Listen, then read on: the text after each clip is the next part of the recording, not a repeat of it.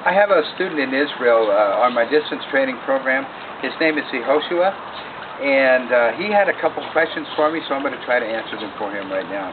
His first question is, what is the key to moving the way San Soo moves and flows? Well, the first thing that you need to do is find yourself a teacher who moves and flows like San Soo moves and flows. Now, Jimmy Woo has set the bar for that. So if you were lucky enough to study from Jimmy and you were any good at all, then you should look like Jimmy. So if you decide to teach and your student's any good at all, then he should look like you. So that's how it would work. Your student looks like you look like Jimmy, Jimmy looks like his teacher, and his teacher looks like his teacher, and so on down the line and into the past.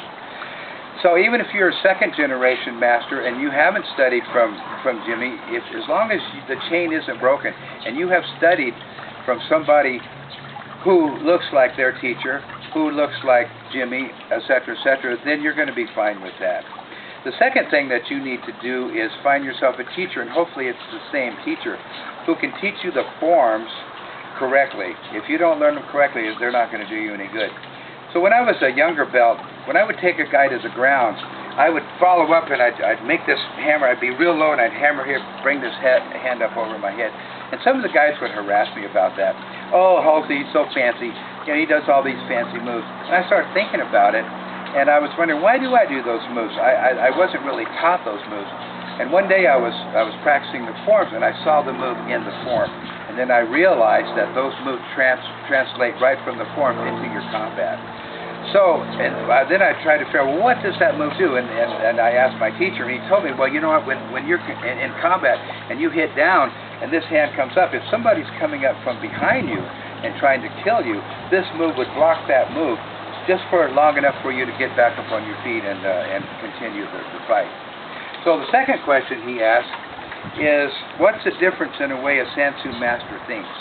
Well, I don't really know what you guys think or what you were taught, but I know what I know and what I think.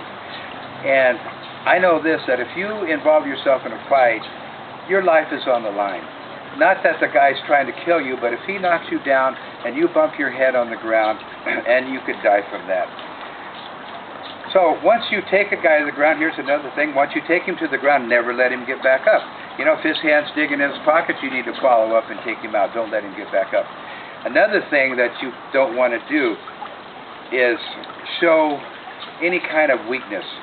So let's say a person, you're out someplace, a person looks at you, and you look over and he's looking right at you, and you look away and you look down.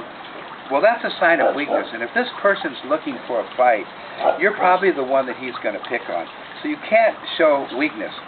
So let's give you a scenario. Let's say that you're out with your wife, your girlfriend, your friend, or whatever, and you look up and somebody's looking at you, staring right at you. You look down, you look back up, and he's heading right towards you.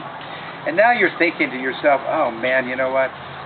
I don't want to fight this guy. I'm out for a good time. You know, when he gets over here, I'm going to try to talk him out of this fight.